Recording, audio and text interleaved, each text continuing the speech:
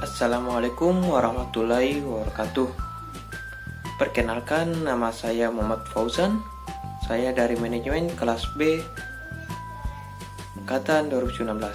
Pada kesempatan ini, saya akan mempresentasikan tentang konsumsi.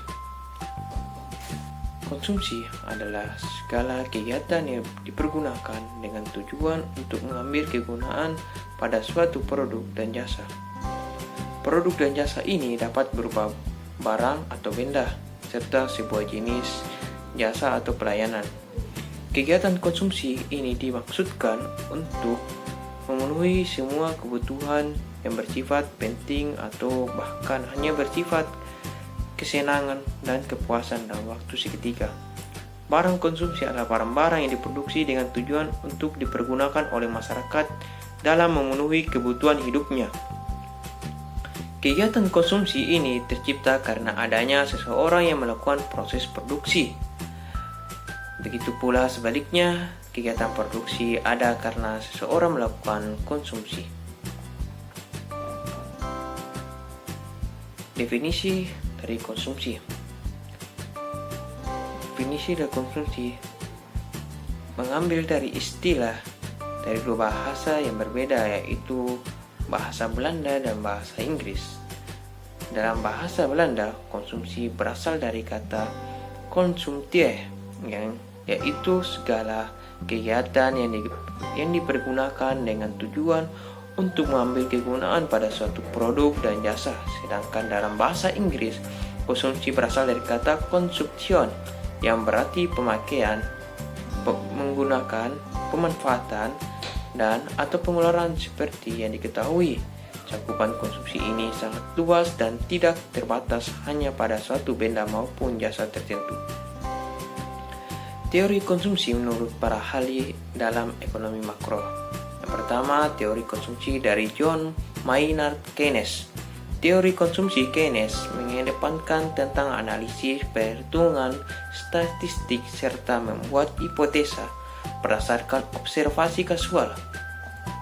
Keynes beranggapan bahwa tingkat konsumsi seseorang meningkat jika tingkat pendapatannya meningkat, dan sebaliknya, jika pendapatannya menurun, maka tingkat konsumsinya pun akan menurun.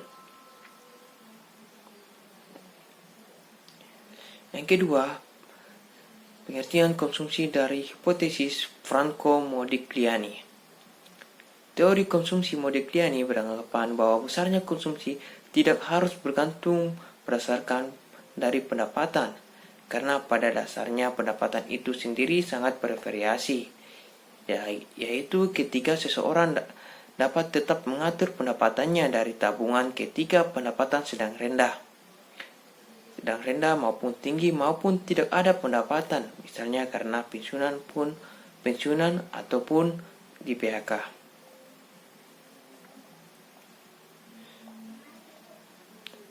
Pengertian konsumsi menurut Irving Fisher. Teori konsumsi menurut Fisher adalah pertimbangan yang dilakukan seseorang untuk melakukan konsumsi berdasarkan kondisi pada saat ini dan kondisi pada saat yang akan datang,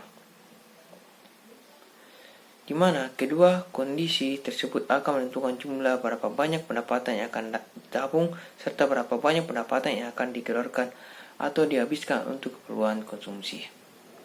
Pengertian konsumsi menurut Milton Friedman. Teori konsumsi dari Friedman beranggapan bahwa jumlah konsumsi seseorang bergantung dari pendapatan permanen seseorang tersebut. Ciri-ciri barang konsumsi. Yang pertama, benda-benda yang dikonsumsi adalah benda ekonomi atau benda yang untuk memperolehnya dipergunakan pengorbanan, yaitu misalnya makanan. Jika kita ingin makan, maka kita harus membelinya. Yang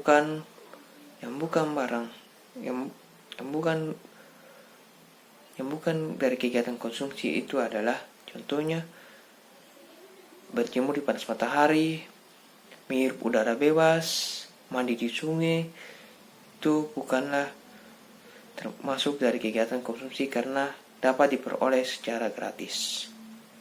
Yang kedua, dari ciri benda konsumsi adalah benda yang dikonsumsi ditujukan untuk memenuhi kebutuhan hidup ataupun keberlangsungan hidup. Contohnya penggunaan gergaji bagi petani, bagi tukang kayu, cangkul bagi petani. Yang ketiga, manfaat, nilai, ataupun volume benda-benda yang digunakan tersebut akan habis sekaligus ataupun berangsur-angsur. Tujuan konsumsi. Seseorang melakukan kegiatan konsumsi biasanya memiliki beberapa tujuan. Yang pertama, mengurangi nilai guna suatu barang dan jasa secara bertahap. Yang kedua, menghabiskan atau mengurangi nilai guna suatu barang sekaligus. Yang ketiga, memuaskan kebutuhan jasmani dan rohani.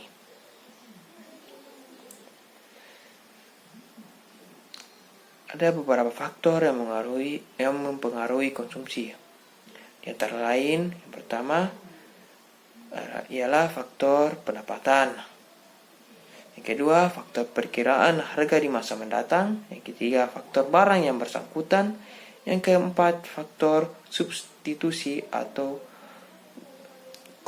komplementer. Yang kelima, iklan. Yang keenam, ketersediaan barang dan jasa. Yang ketujuh, selera. Yang kedelapan, mode. Yang kesembilan, lingkungan sosial dan budaya. Sekian presentasi dari saya. Kurang dan lebihnya mohon dimaafkan.